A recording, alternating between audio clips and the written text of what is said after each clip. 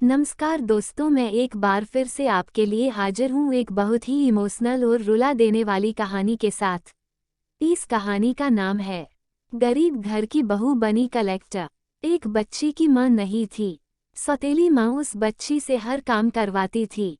4 बजे भोर में वह बच्ची जागकर स्कूल के समय तक हर काम करती थी। उसके बाद स्कूल जाती थी।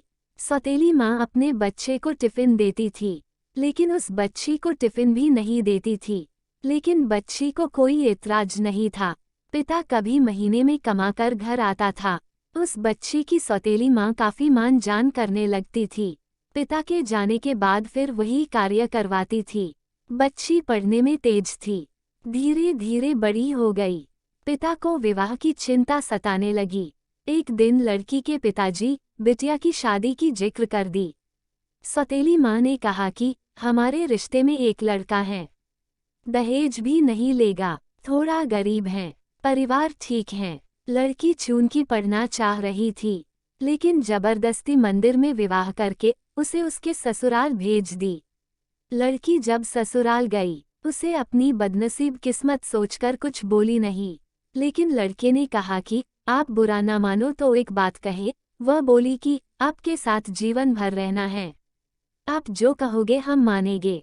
लड़का बोला, जहाँ से पढ़ाई छोड़ी है वहीं से आप शुरू कर दीजिए। हम गरीब जरूर हैं, लेकिन गवार नहीं हैं। लड़की अपने पति का पैर पकड़कर फफक कर रो दी। लड़का दिन रात मेहनत करने लगा। लड़की दिन रात पढ़ाई में मन लगा दी। लड़की एक बड़े शहर में रहकर आईएएस की तैयारी करने लगी। लड़का कमा कमा कर पैसा देने चला आता था। लड़कियों के हॉस्टल के बाहर मिलकर पैसा दे देता था और फिर पुनः घर वापस चला आता था। लड़की आईएएस में सेलेक्ट हो गई। वह आईएएस की ट्रेनिंग पर चली गई और किसी दूसरे प्रदेश में डीएम बन गई।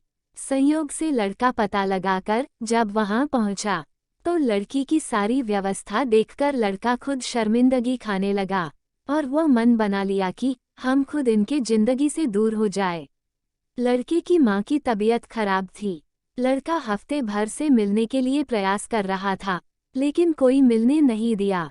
ठंड का मौसम था। डीएम साहिबा का कंबल वितरण का होर्डिंग लगा था।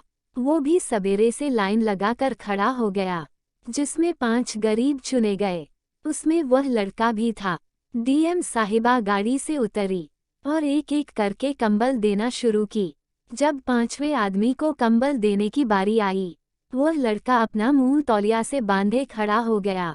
डीएम साहिबा जैसे ही कंबल हाथ में दी, लड़के की आंखें नम हो गई और धीरे से बोला कि साहब, हमारी माँ की तबीयत खराब है, माँ को यही लाया हूँ। आप सरकारी अस्पताल में फ़ोन कर दीजिए, जिससे मेरी माँ का सही इलाज हो सके। डीएम साहिबा आवाज़ को पहचान ली और हाथ पकड़कर फफक कर रो पड़ी और बोली कि आप कब आए, मुझे बताए क्यों नहीं, माँ जी कहाँ हैं? उसने इशारा किया। इतने में वह खुद चल दी।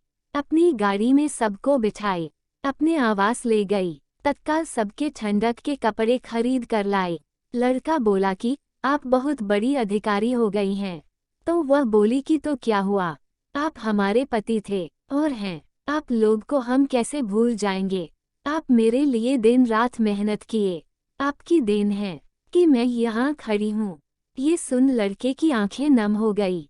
इतने में डीएम साहिबा भी अपनी आंखों के आंसू रोक न पाए और अपने पति के गले सिमट कर रो पड़ी और अपने परिवार के साथ रहने लगी। इस तरह से यह कहानी यहीं पर समाप्त होती है। आप सभी को ये कहानी पसंद आई तो आप सभी इस कहानी को लाइक कीजिए और शेयर करिए और चैनल को सब्सक्राइब कीजिए और आप सभी मुझे यूट्यूब सपोर्ट कीजिए।